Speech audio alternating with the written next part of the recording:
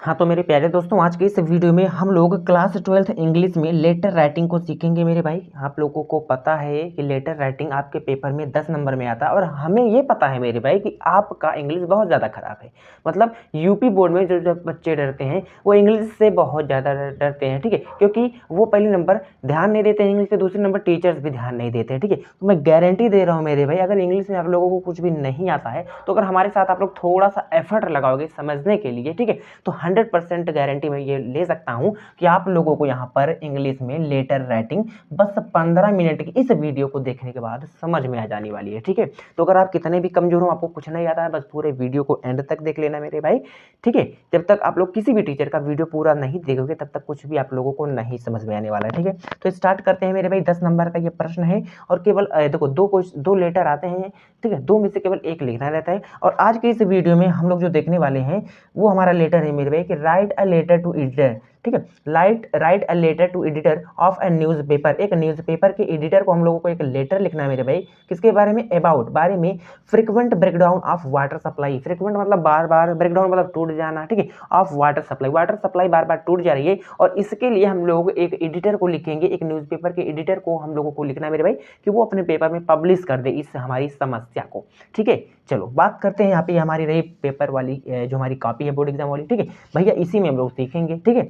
तो देखो क्वेश्चन तो हमारे पास समझ में आ गया है ऑलरेडी मेरे प्यारे दोस्तों कि क्या है, राइट अ लेटर। किसको हम लोगों को लेटर लिखना है मेरे भाई? एडिटर को, ठीक है। तो सबसे पहले आप लोग इस तरीके से यहाँ पर अपना पता सबसे पहले लिखोगे, जैसे कि आपका नाम, आपका जो भी नाम हो, चाहे यही लिख सकते हो मेरे भाई, चाहे किसी का भी नाम लिख दो, ठीक है, कुछ भी लिख दो, बस ये पता रहना चाहिए और ऑर्डर पता रहना चाहिए, ठीक है। एग्जामिनर यही देखता है पेपर में। देखो रोहित सिंह नाम है, अच्छा कहाँ पे मेरे भाई? आपका ये जो ब्रेकडाउन है वाटर सप्लाई का कहाँ पे है? तो गोमती नगर सेक्टर नंबर 7 में, ठीक है। नेक्स्ट, अगर ये गोमती नगर कहाँ है भैया? लखनऊ में। सिटी का नाम लिख दोगे, अच्छा यहाँ पर डेट लिख दोगे, ठीक है, किस तारीख को आप ये लेटर को लिख रहे हो, ठीक है। तो 9 मार्च 2025, आज बेसिकली 9 मार्च है। देखो बहुत बच्चे क्या करते हैं, ऐसे लिखते हैं 9 और मार्च में क्या होता है, तीसरा महीना होता है और 2025। तो ऐसा मत लिखना मेरे भाई, अगर ऐसा लिखोगे तो भी सही माना जाएगा, बस ये थोड़ा सा स्टैंडर्ड हो जा रहा है, स्टैंडर्ड हो जा रहा है, क्या हो जाए, ये थोड़ा सा स्टैंडर्ड लग रहा है। 9 मार्च 2025 ऐसे आप लोग लिख देना, ठीक है। नेक्स्ट एक लाइन छोड़ोगे, अब यहाँ से वही वाला द टू द प्रिंसिपल वाला है ना। तो देखो द एडिटर, किसको लिख रहे हैं भैया? एडिटर को लिख रहे हैं, प्रिंसिपल को नहीं लिख रहे हैं ना, एडिटर को लिख रहे हैं। देखो राइट लेटर टू एडिटर, किसको? एडिटर को, ठीक है। तो यहाँ पे लिखेंगे द एडिटर, किसके एडिटर को? दैनिक जागरण आप लोग लिख सकते हो, अमर उजाला आप लोग लिख सकते हो, जो भी मन करे वो लिख लो, ठीक है। तो दैनिक जागरण के एडिटर को हम लोग लिख रहे हैं और ये कहाँ पे है? ये भी लखनऊ में ही है, ठीक है। तो इस तरीके से हमारा हो गया लखनऊ।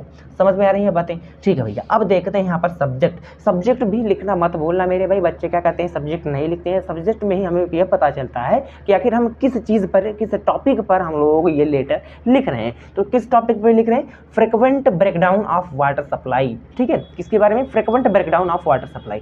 फ्रिक्वेंट का मतलब होता है मेरे भाई बार बार, ब्रेकडाउन का मतलब टूट जाना, ऑफ का मतलब का, वाटर सप्लाई का मतलब वाटर का जो सप्लाई है, वाटर का जो फ्लो है, ठीक है ना। मतलब जो ये पानी आती है टोटी वाली ना, यही वाला जो है पानी मेरे भाई, पानी की सप्लाई हमारे गाँव में, हमारी लोकेलिटी में नहीं आ पा रही है, और इसी के नाते हम लोग एक एडिटर को पत्र लिख रहे हैं कि वह हमारी इस समस्या को अपने पेपर में, अपने न्यूज़पेपर में, जो कि किसका है मेरे दैनिक जागरण का है, उसमें ये क्या करते हैं, शो करते, उसमें वो पब्लिश करते, ठीक है। तो ये हो गया, ठीक है। अच्छा फ्रिक्वेंट का देखो, ये आप लोग याद करते चलना मेरे भी, बहुत इंपॉर्टेंट है। फ्रिक्वेंट का मतलब टूट जाना, मतलब सॉरी बार बार, ठीक है, बार बार। फ्रिक्वेंट और ब्रेकडाउन का मतलब टूट जाना, वाटर सप्लाई, ठीक है। वाटर सप्लाई तो आप लोग समझ ही रहे हो, ठीक है। ये हो गया। नेक्स्ट इस तरीके से एक लाइन और छोड़ेंगे भैया, यहाँ पे लिखेंगे सर या मैडम, जो भी हो, सर मैम मैडम, ठीक है ना, ये हम लोग लिखेंगे।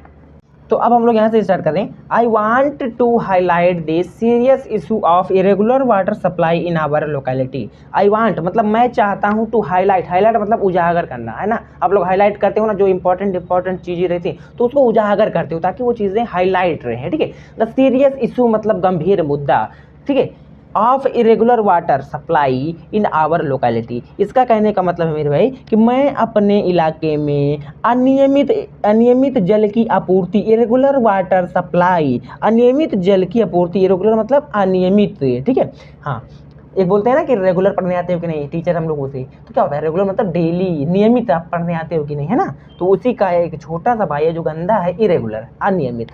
ठीक है, तो अनियमित वाटर सप्लाई मतलब अनियमित, और ये जो जल की आपूर्ति है इसके गंभीर मुद्दा यानी सीरियस इशू, यहाँ पर देखो मैंने लिखा है सीरियस इशू, गंभीर मुद्दा। बस आप लोगों को इस चीज़ को याद रखना है मेरे भाई, मीनिंग को हाईलाइट मतलब उजागर करना, सीरियस इशू मतलब गंभीर मुद्दा, इरेगुलर मतलब अनियमित, है ना, ये सब चीज़ों को याद रखना है। तो इसका मतलब क्या हो गया, I want to highlight the serious issue of irregular water supply in our locality, मतलब मेरे भाई कि मैं अपने इलाके, ठीक है, आवर लोकेलिटी मतलब अपना इलाका जो होता है, एक होता है ना कि लोकल बॉय, लोकल बॉय मतलब क्या, आप अपने गांव के लोकल बॉय हो। लोकल का मतलब ये होता है मेरे भाई कि जो व्यक्ति जहाँ का होता है वह उसके लिए लोकल होता है।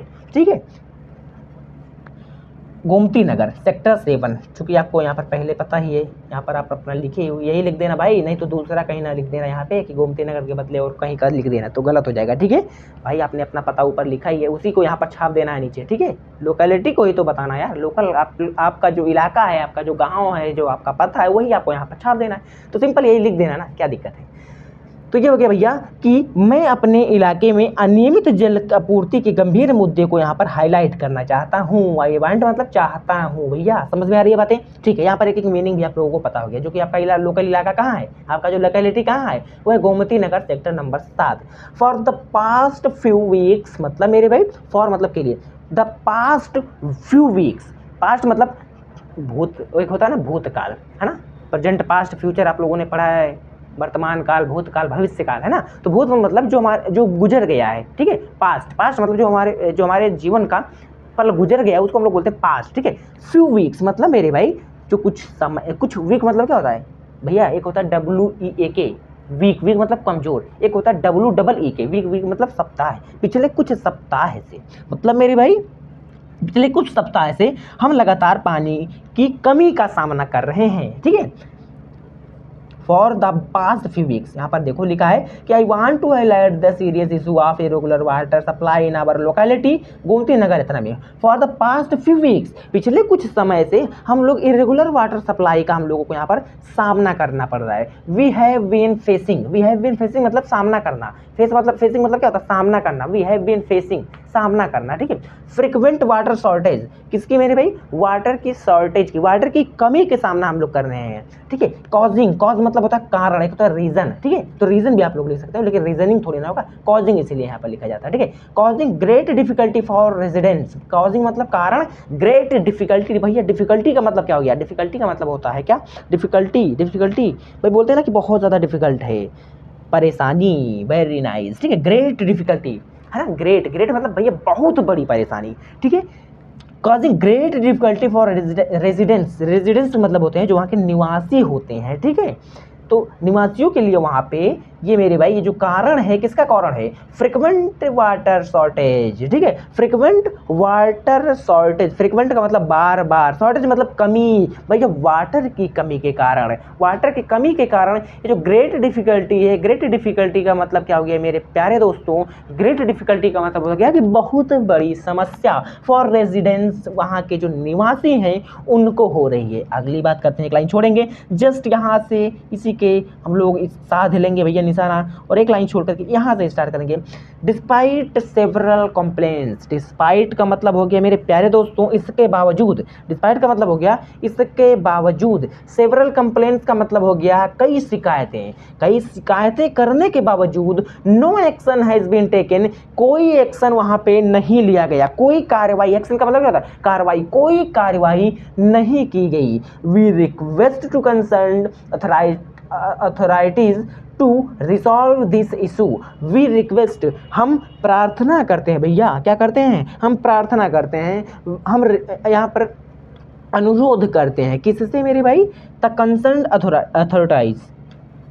अथॉरिटीज, है ना, कंसर्न मतलब होता है चिंता का विषय, और अथॉरिटीज़ का मतलब अधिकारी, हम इन अधिकारियों से, क्या मेरे भाई, हम इन अधिकारियों से क्या करते हैं, अनुरोध करते हैं।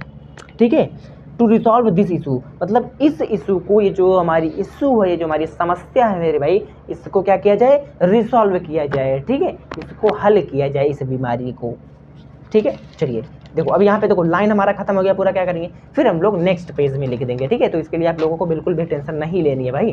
देखो एज सून, क्या एज सून एज पॉसिबल, आई हो एज सून एज पॉसिबल, मतलब मेरे भाई ये जो समस्या है इसका बहुत जल्द क्या किया जाए, रिसॉल्व किया जाए, बहुत जल्द, जल्द से जल्द, एज सून एज पॉसिबल, बहुत जल्द से जल्द समस्या किया जाए, समस्या का समाधान किया जाए, पॉसिबल उसको किया जाए। आई होप, मुझे उम्मीद है, you will publish this letter to bring attention to our problem, you will publish, क्या आई होप, मुझे उम्मीद है, ठीक है, कि इस पत्र को आप लोग क्या करोगे, प्रकाशित करोगे और हमारी समस्या की ओर ध्यान को केंद्रित कराओगे या आकर्षित कराओगे, ठीक है। तो आई होप यू विल का मतलब हो गया भैया फ्यूचर में आने वाली, तो लास्ट में होंगे, होंगी, लास्ट में गागेगी आएगा, है ना। तो I hope you will publish this letter to bring, मतलब लाना, अटेंशन मतलब क्या होता है, अटेंशन का मतलब हो गया ध्यान को, उनके ध्यान को लाओगे, कहाँ पे लाओगे, हमारे इस लेटर पे, टू आवर प्रॉब्लम, और हमारा ये जो प्रॉब्लम होगा ये हमारा सॉल्व होगा इस तरीके से, ठीक है। तो इस तरीके से आप लोगों को लिख देना, उम्मीद है आप लोगों को बहुत अच्छा लगा होगा मेरे भाई। फिर उसके बाद यहाँ पे आप लोग देखोगे लेफ्ट साइड में थैंक यू, राइट साइड में लिखोगे इस तरीके से सिंसियरली, सिंसियरली का मतलब हो गया ईमानदारी से, इस तरीके से, ठीक है। सिंसियरली इस तरीके से रोहित सिंह हो गया, और अपना नंबर मत लिख के चले जाना भाई, XYZ लिख देना यार, XYZ लिख देना भाई, कहीं अपना नंबर ना लिख के चले जाना, ठीक है। कोई बात नहीं, नंबर भी लिख दोगे तो भी कोई दिक्कत नहीं है भाई, ठीक है। चलिए, तो उम्मीद है मेरे प्यारे दोस्तों आज के इस वीडियो में मैंने आप लोगों को बहुत अच्छे तरीके से इसका स्क्रीनशॉट भी आप लोग ले सकते हो, बाकी मैं आप लोगों को टेलीग्राम पर इसका नोट्स प्रोवाइड करवा दूंगा। मैंने बहुत अच्छे तरीके से, बहुत आसान शब्दों में मैंने आप लोगों को यहाँ पर बता दिया है। उम्मीद है आपको अच्छा लगा होगा, अगर अच्छा लगा है तो चैनल को सब्सक्राइब कर लेना और अपने सभी दोस्तों के साथ शेयर कर देना, क्योंकि इसी तरीके से हम पढ़ाते रहते हैं। तो मिलते हैं भैया नेक्स्ट वीडियो में इसी के साथ, तब तक के लिए bye bye, take care, all the best.